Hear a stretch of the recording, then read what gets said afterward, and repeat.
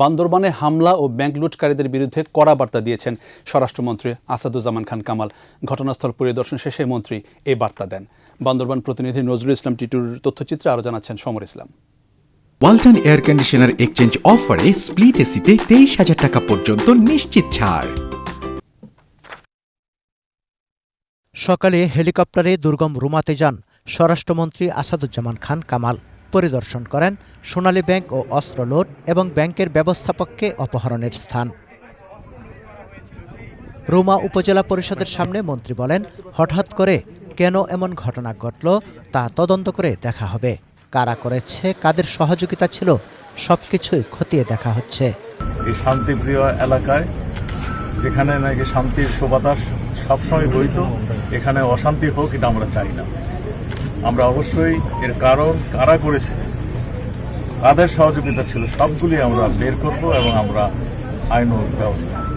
দুপুরে বান্দরবান সার্কিট হাউসে 3 পার্বত্য জেলার আইন শৃঙ্খলা বিষয়ে জেলা ও পুলিশ প্রশাসন, বিজিবি ও আনসারের মহাপরিচালক এবং পার্বত্য বিষয়ক প্রতিমন্ত্রী সহ বিশিষ্টজনদের সাথে মতবিনিময় করেন স্বরাষ্ট্রমন্ত্রী।